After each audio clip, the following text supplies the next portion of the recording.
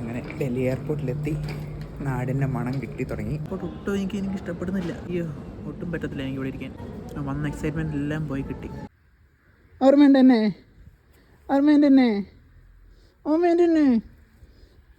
Guys, ഭയങ്കര expectation വെച്ച് വന്നതാണ്. വന്നപ്പോൾ വീഡിയോസ് ലോക്ക്ഡ്. ഒറ്റ മനുഷ്യനില്ലേ വീട്ടില്.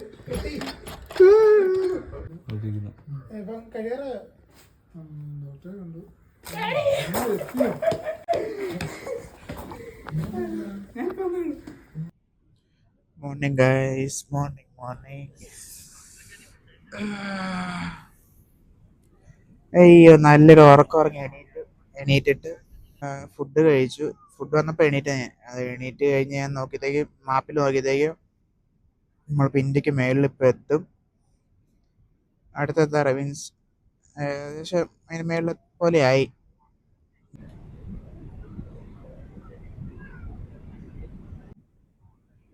ഇന്ത്യ ഇങ്ങനെ പോയി ഇന്ത്യക്ക് മേളിൽ പോലെ ആയിട്ടുണ്ട് ഏകദേശം. നമ്മൾ ഡൽഹിയിലേക്കല്ലേ, അപ്പം ഇത്രയും കൂടെ ഉള്ളൂ പോകാൻ. അപ്പം ഞാനത് ഡൽഹി ഇറങ്ങിയിട്ട് വരാം ഗൈസ്. അങ്ങനെ ഡൽഹി എയർപോർട്ടിലെത്തി. നാടിൻ്റെ മണം കിട്ടി തുടങ്ങി. എന്തോ മണം. ഡൽഹി എയർപോർട്ടിൽ ആദ്യമായിട്ടാണ് വരുന്നത്. തിരക്കൊന്നുമില്ല. എങ്ങോട്ടാണ് പോകേണ്ടതൊരു പിടിയില്ല. ഏതെങ്കിലും പോവാണ്. അയ്യോ, ഇനി പോയി ബാഗേജ് കളക്ട് ചെയ്യണം. അതാണ് ചടങ്ങ്. അത് പോയി കളക്ട് ചെയ്തിട്ട് ഞാനിവിടെ റൂം ബുക്ക് ചെയ്തിട്ടുണ്ട്. പക്ഷേ എനിക്കതിൻ്റെ ഒരു കൺഫർമേഷൻ മെയിൽ വന്നില്ല. പൈസ പേ ചെയ്തതിൻ്റെ റെസിപ്റ്റ് വന്നു, അല്ലാണ്ട് വേറെ ഒന്നും വന്നില്ല. അപ്പം ഞാനായാലും പോയി കളക്ട് ചെയ്തിട്ട് അതെവിടെയാണെന്ന് തപ്പി പിടിച്ചിട്ട് സ്റ്റേ ചെയ്യട്ടെ. ഇവിടുത്തെ കാര്യങ്ങൾ എന്നാക്കുന്ന അറിയില്ല. എല്ലാം കഴിഞ്ഞിട്ട് വരാം ഗൈസ്.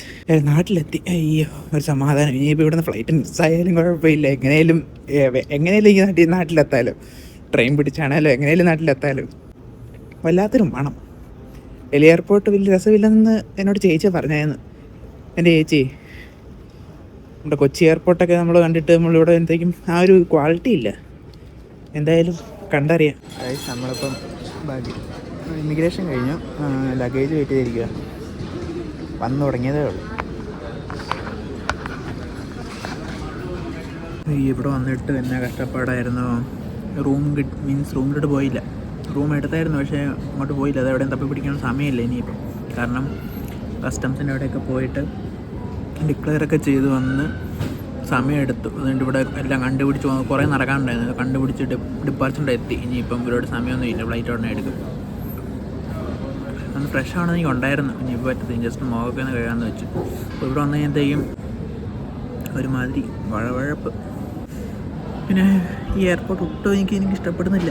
അവിടെ നിന്ന് വന്നതിൻ്റെയാണോ അത് നമ്മൾ കൊച്ചിയിലെ എയർപോർട്ടെ കണ്ടിട്ടുള്ള ആ ഒരു ക്വാളിറ്റിയൊക്കെ ഉള്ളതാണോ അറിയത്തില്ല. ഇവിടെ വന്നിട്ട് ഈ ഒരു എയർപോർട്ട്, ഡൽഹി എയർപോർട്ട് കണ്ടത്തേക്കും ഭയങ്കര ഒരു മണവും ഒരു വൃത്തിയില്ലായ്മയും എന്താ മൊത്തത്തിൽ അയ്യോ, ഒട്ടും പറ്റത്തില്ല എനിക്ക് ഇവിടെ ഇരിക്കാൻ. ഭയങ്കര പാട്. അതിനിടയ്ക്ക് ഇവരെ കാര്യങ്ങൾ പറഞ്ഞ് മനസ്സിലാക്കുക അതിലും പാട്. ഇവരെല്ലാം ഹിന്ദിയിൽ സംസാരിക്കുകയുള്ളൂ. ഓഫീസേഴ്സ് അല്ലേ, ഇവർക്ക് ഇംഗ്ലീഷൊന്നും മര്യാദയ്ക്ക് അറിയത്തില്ല കുറേ പേർക്കും, സ്റ്റാഫിനൊന്നും. അപ്പോൾ പിന്നെ ഒരു വിധം സംസാരിച്ച് എങ്ങനെയൊക്കെയോ മനസ്സിലാക്കി കൊടുത്ത് അവിടെ നിന്നൊക്കെ കസ്റ്റംസിൻ്റെ അടുത്തൊക്കെ ക്ലിയർ ചെയ്ത് ഇറങ്ങി വന്നത്. ഒരു രസം എനിക്ക് തോന്നുന്നില്ല. വന്ന എക്സൈറ്റ്മെൻറ്റ് എല്ലാം പോയി കിട്ടി ഇവിടെ വന്നിരുന്നപ്പോഴത്തേക്കും. ഇപ്പോൾ കൊച്ചിയിൽ ഇറങ്ങുമ്പോഴേ ഒരു സന്തോഷം കിട്ടുള്ളൂ. ഫ്ലൈറ്റ് ഡിലേ ആണ്, അതുകൊണ്ട് ഇവിടെ ഇരിക്കുക. ചെറുതായിട്ടൊരു തൊണ്ടവേന അടിച്ച്. അവിടെ നിന്ന് കയറുന്നതിന് മുന്നേ അവിടുത്തെ എയർപോർട്ടിൽ നിന്ന് തന്നെ പയ്യെ തുടങ്ങിയായിരുന്നു തണുപ്പടിച്ചിട്ട്. അത് പിന്നെ ഫ്ലൈറ്റ് കയറിയപ്പം തണുത്ത വെള്ളം കിട്ടിയതിന് ഇടയ്ക്കൊരു ടർബുലൻസ് ഉണ്ടായിരുന്നു. ഹോട്ട് ബ്യൂറേസ് ഒന്നും കൊടുക്കുന്നില്ല, അതുകൊണ്ട് പിന്നെ തണുപ്പ് തന്നെ കുടിക്കേണ്ടി വന്നു. അത് കുടിച്ച് തൊണ്ടവേനയായി. അവിടെ ആ ഒരു കാപ്പി മേടിച്ചു. ഞാനായാലും ഫ്ലൈറ്റ് കയറാൻ നേരത്ത് വരാം. ഇവിടെ നിന്ന് ഭയങ്കര ബോറടിക്കുന്നു. ഉറക്കം വരുന്നുമില്ല. കാരണം വെച്ചാൽ ഇത് അവിടെ കാനഡയിൽ ഉറങ്ങുന്ന സമയമല്ല. ഇപ്പോൾ ജെറ്റ് ലാഗ് ഉള്ള കാരണം ഉറക്കം വരുന്നില്ല. അവിടെ ചെന്ന് ഉറങ്ങില്ല. ഇനിയിപ്പം ഫ്ലൈറ്റ് കയറുമ്പോൾ ജസ്റ്റ് ഒന്ന് മയങ്ങും. 3 മണിക്കൂറുണ്ടല്ലോ, ജസ്റ്റ് മയങ്ങിയൊക്കെ വേറെ പണിയൊന്നുമില്ല.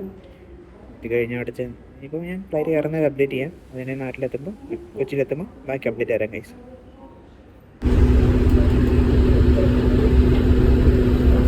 അവിടുത്തെ ഫ്ലൈറ്റ് കയറി ഞാൻ എമർജൻസി എക്സിറ്റിൻ്റെ അവിടെ ഇരിക്കുന്ന നല്ല ലെഗ് സ്പേസ് ഉണ്ട്. അവിടെ ഇരിക്കുന്നത് എന്നോട് ബാഗും കാര്യങ്ങളൊക്കെ മേളിൽ വെക്കണമെന്ന് പറഞ്ഞേ. അപ്പോൾ എൻ്റെ മൈക്കിൻ്റെ അകത്തിരിക്കുന്നുണ്ട്, പറയുന്നത് കേൾക്കാമെന്ന് എനിക്കറിയത്തില്ല. ഒരുപാട് ആൾക്കാരൊന്നുമില്ല, കൊച്ചിക്ക് ഒരുപാട് തിരക്കൊന്നുമില്ല. വീട്ടുകാർക്ക് ഇല്ലാത്ത രീതിയിൽ കയറി ചെല്ലണം. കൂട്ടുകാർ വരും അവിടെ കൂട്ടാൻ. ഏതായാലും ഫ്ലൈറ്റ് ഇറങ്ങിയിട്ട് ബാക്കി അപ്ഡേറ്റ് തരാം ഗൈസ്.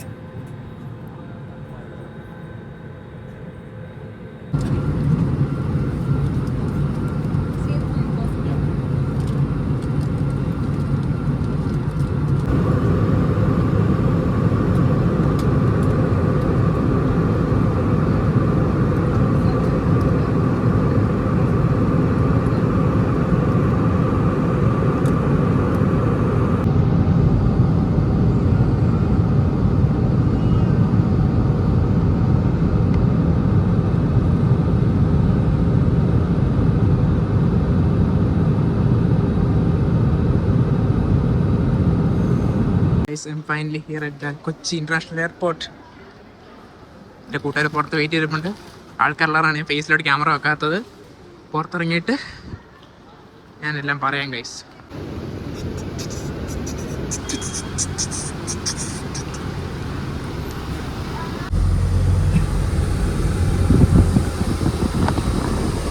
ഗൈസ് പ്ലാനെല്ലാം കൈവിട്ടുപോയി.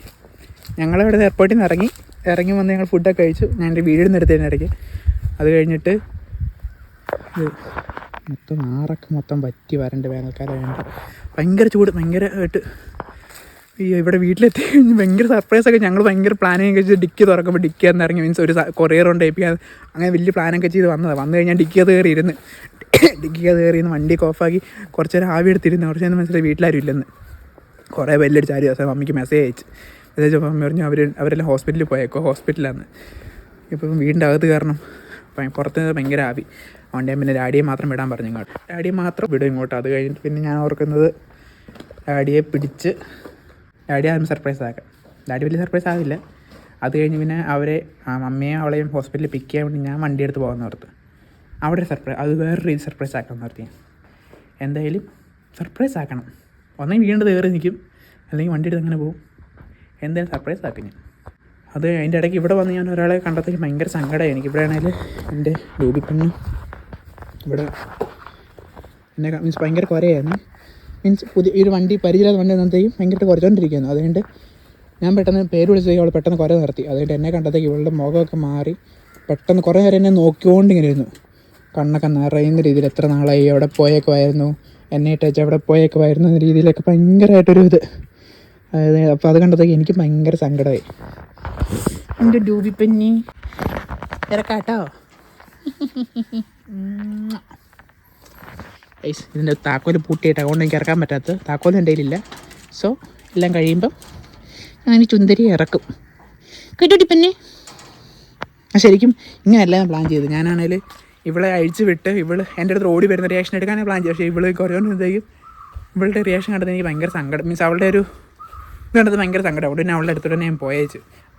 അപ്പോൾ അവൾക്ക് ഭയങ്കര ഒരു ഇത്, മീൻസ് ഭയങ്കര ഒരു സെൻറ്റിമെൻ്റലായിട്ട് രീതിയിൽ അവളെന്നെ നോക്കി. അതെൻ്റെ ഹൃദയത്തിൽ ഭയങ്കരമായിട്ട് കൊണ്ടു. അയ്യോ, അപ്പോഴത്തേ പിന്നെ അന്നേരം തന്നെ പോയി കൊഞ്ചിച്ച്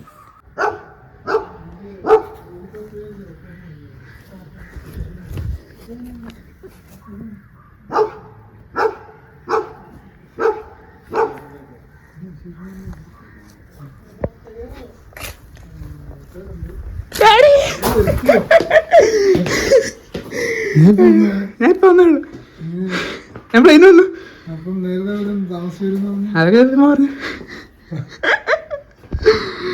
ഗൈസ്. അപ്പം ഞാൻ ഡാഡി വന്ന് ഓടിപ്പോയി ഒളിച്ചിട്ട് ഞാനാണേല് നൈസായിട്ട് പോയി ഇങ്ങനെ വന്ന് ഒരുപാട് ഞാൻ ടാഗ് അടിപ്പിക്കാൻ വന്ന് കൊടുത്തു. അപ്പം ഞങ്ങൾ കണ്ടവർ തന്നെ ഡാഡി സർപ്രൈസ് ആയിട്ടുണ്ട്. ഡാഡി അത്രയും ഒരു മുഖഭാവ വ്യത്യാസങ്ങൾ മനസ്സിലായില്ലെങ്കിലും അത് ഡാഡി അങ്ങനെ ആയതുകൊണ്ടാണ്. പക്ഷെ എനിക്കത് മനസ്സിലാവും ഡാഡി ഹൗ മച്ച് സർപ്രൈസ് ആയിട്ടുള്ളത്. ഏതായാലും കാരണം ഡാഡി ഒട്ടും പ്രതീക്ഷിച്ചില്ല. കാരണം 25-ാം തീയതി വരുള്ള രീതിയിലായിരുന്നു. അപ്പം പിന്നെ എന്നെ പിക്ക് ചെയ്യാനുള്ള രീതിയിൽ ഇരുന്നുകൊണ്ട് ആ രീതിയിൽ ഇപ്പം മമ്മിയുടെ അവളുടെ അടുത്ത് പോകണം. അവര് ഹോസ്പിറ്റലിൽ അങ്ങോട്ട് പോകണം. ഡാഡിയെ വണ്ടി ഓടിച്ചിട്ടുണ്ടെങ്കിൽ. അപ്പം ഞാൻ ഏതായാലും പോയിട്ട്, പക്ഷെ അവൾക്ക് ചെറിയൊരു ഡൗട്ട് അടിച്ചിട്ടുണ്ടോ എന്ന് സംശയം.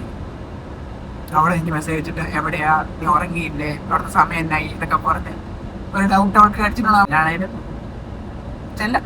ബാക്കി വന്നിട്ട് ഏരിയ മമ്മിക്ക് എത്രത്തോളം ആവുമെന്ന് കണ്ടറിയാം. മമ്മിക്ക് മിക്കവാറും സർപ്രൈസ് ആവും. അവള് മിക്കവാറും പറയും എനിക്ക് അപ്പോഴേ തോന്നിയത് അങ്ങനെ പറയാൻ ചാൻസുള്ളൂ. എന്നാലും ഇത് ഇങ്ങനെ പറഞ്ഞോണ്ടല്ലേ നമ്മൾ ഒട്ടും പ്രതീക്ഷിക്കുന്നില്ലായിരുന്നു. ഞാനിപ്പോൾ ഹോസ്പിറ്റലിൽ എത്തും. അവിടെ എത്തിയിട്ട് ഞാൻ വണ്ടിയിൽ ഇറങ്ങി നിൽക്കാന്ന് പറഞ്ഞത്. അവൻ്റെ മുന്നിലോട്ട് ചെന്ന് പെടുന്നില്ലെങ്കിൽ ഇറങ്ങി നിൽക്കാന്ന് പറഞ്ഞത്. ഇറങ്ങി നിന്നിട്ട് അവിടെ നല്ല നൈസായിട്ട് ഹോസ്പിറ്റലിൽ വന്നു വെച്ചാൽ ഒരുപാട് സർപ്രൈസ് ചെയ്യാൻ പറ്റത്തില്ല. അപ്പം എങ്ങനെയായാലും ഒരു രീതിയിൽ സർപ്രൈസ് തുടങ്ങണം. ഞാനിവിടെ വണ്ടിയിൽ നിന്ന് ഇറങ്ങിയിട്ട് മാറി നിൽക്കും. ഇവിടെ തണലത്ത് നിൽക്കാൻ പറഞ്ഞില്ല. ചൂട് തണൽ ഭയങ്കരമായിട്ട് ഇവിടെ തണലത്ത് നിന്നിട്ട് ഭയങ്കരമായിട്ട് വേർക്കുന്നു. ഡാഡി അവരെ മീൻസ് അവർക്ക് വേണ്ടി ഫുഡ് മേടിക്കണം എന്ന് പറയാം. കഴിച്ചിട്ട് തന്നു. അപ്പം എനിക്കും വേണം. അപ്പം ഡാഡി പോയി. പക്ഷേ ഞാൻ പ്രശ്നം പറ്റിയെന്ന് വെച്ചാൽ ഞാൻ എൻ്റെ ഇന്ത്യൻ സിമ്മുള്ള ഫോൺ എടുക്കാൻ മറന്നുപോയി.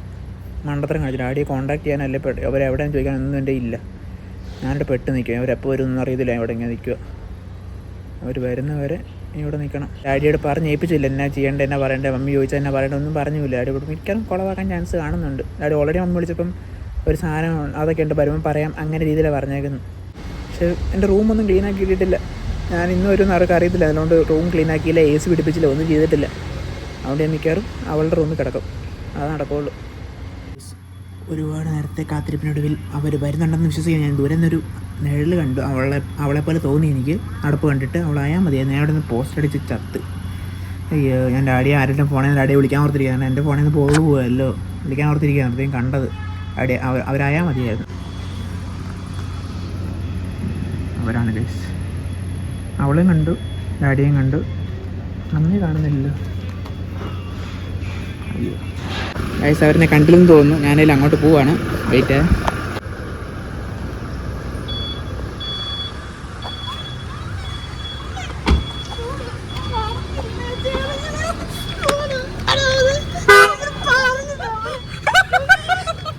സോ ഗൈസ്, അവരും സർപ്രൈസ്ഡായി, ഞാൻ ആദ്യം സർപ്രൈസ്ഡായി.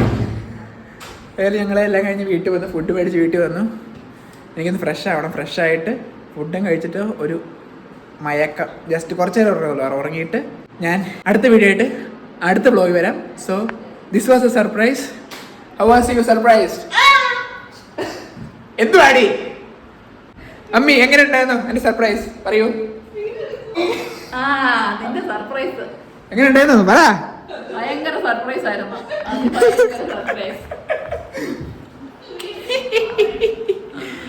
അയ്യോ. അപ്പോൾ ഗൈസ് അത്രേ ഉള്ളൂ. So see you in another video. ശരി എന്നാ. ആഫ്റ്റർ എ ലോങ് 3 years ഞാൻ എൻ്റെ കട്ടിലേക്ക് കിടക്കാൻ പോകുന്നു. അയ്യോ, എന്ത് സുഖം, എന്ത് രസം. ക്ലീ സുരേഷ് തിരിഞ്ഞു നോക്കി. അയ്യ, അയ്യോ, ഗൈസ്.